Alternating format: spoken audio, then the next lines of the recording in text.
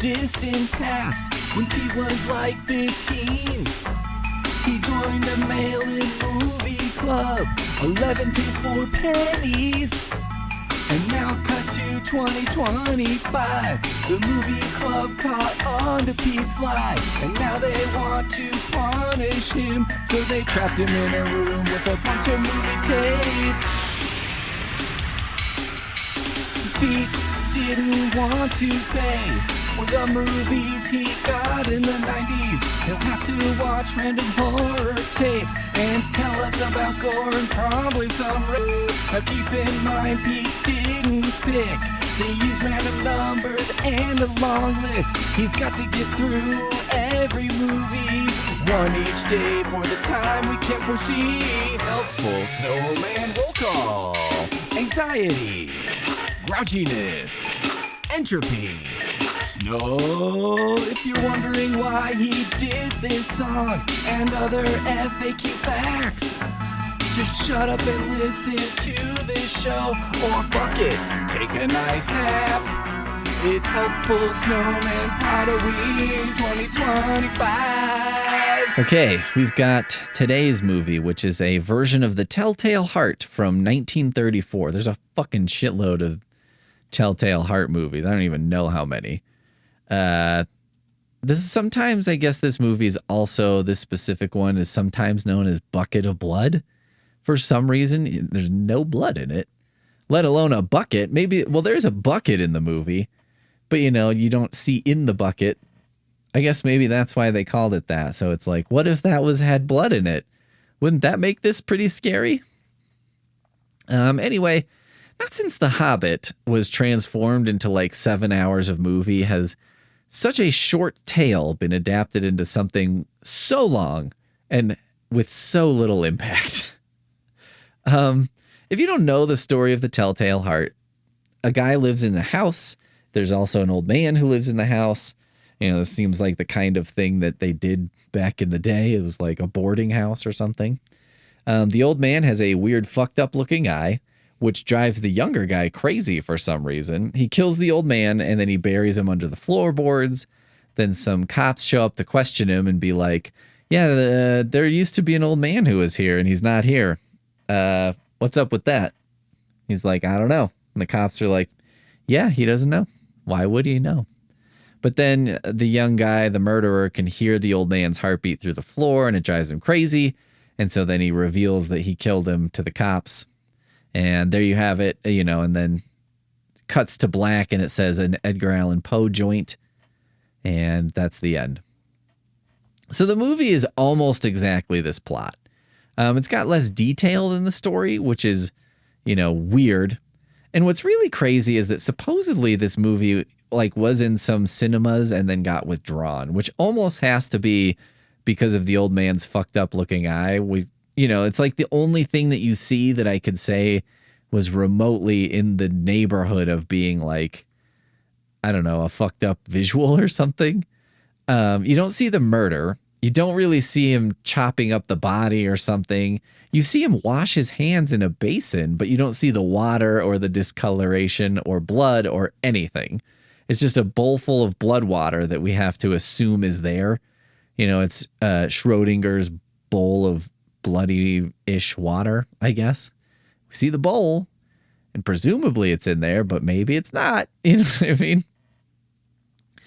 I found a website dedicated to the director, and I read this little tale I wanted to share. On returning from Hollywood and armed with a wealth of film production knowledge in his artistic eye, Brian launched himself into the British film world in 1934 with The Telltale Heart. All that was missing was the finance until in stepped Brian's friend Harry Clifton with a check for 3,000 euros, something pounds. In typical Harry fashion, the check was written on an opened Gold Flake cigarette package. The check cleared and Brian's film director career was launched.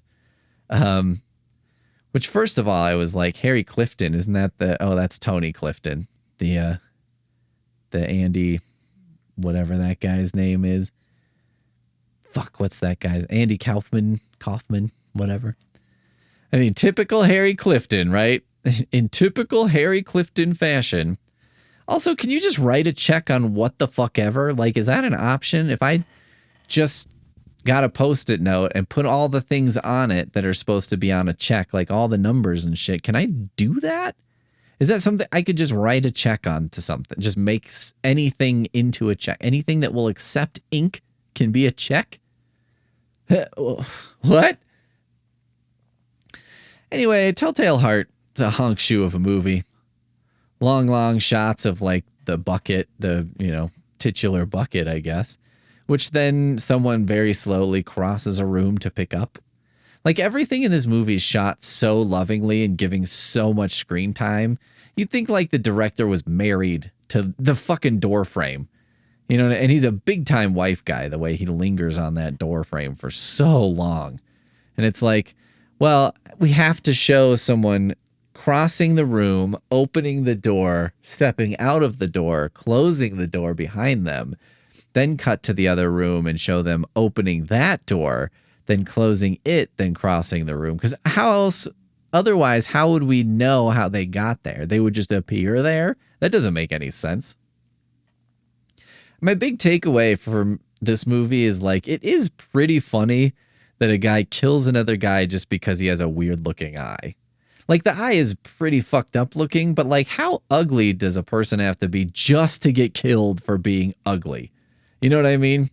Because I got news for you, 1934. I've seen some old timey pictures.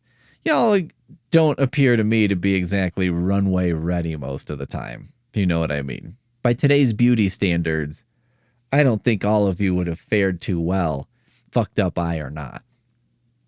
Maybe that's my next dystopian teen novel series. It's like people get killed if they're ugly. Like if you don't get a 6 or higher on hotornot.com, it's the X for you, buddy. And the idea would be like that way the population gets hotter and hotter over time because that's how evolution works, This probably already exists as a teen series. I know there was a series called Uglies, but that was one I happen to know. That's a series where when you turn 16, you get a bunch of cosmetic surgery to make you beautiful. And then, a rebellious teen who probably also happens to be hot, probably doesn't have a fucked up eye. The problem is if they made a movie of this, they need to cast it like a true uggo to make it work. But what they would do is cast a teen who's like, oh, she's got, I don't know, her upper lip could be fuller. It's like, oh yeah, what a hideous chode. I guess the problem with like killing everyone who's ugly, other than like, the horrible moral implications and the boring stuff, is like, who's going to play all the tabletop RPGs?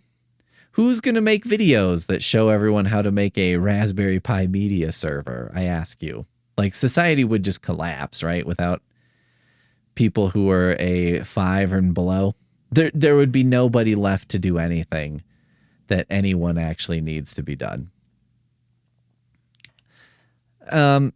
Also on that note, I guess, like I've always said, and I'll say it again, like if there's a reason you're thinking about killing me, like if you think my eye is so gross that you should kill me, maybe just ask me to do something about it before you kill me, or like hire a guy to kill me for $4,000 and like a broken jet ski, which is like always seems to be around the price that people get killed for.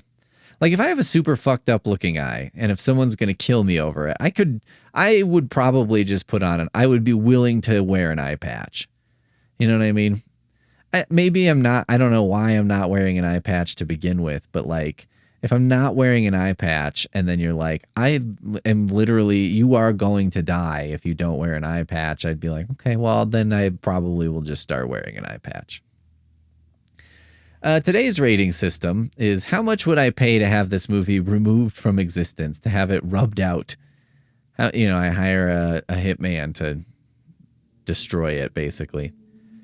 I mean, I wouldn't pay a lot, but it's not because the movie's good. It's because it's very easy to avoid, right? But like maybe if there was a hitman willing to take, I don't know, like some 3/4 full bottles of hard liquor that I have on top of the fridge, I mean, you're not killing a living person here. You're just nudging a film reel off a shelf into a garbage can. It's not like a huge sin, even though it is kind of ironic to kill this movie because it's boring and ugly. Podoween 2025.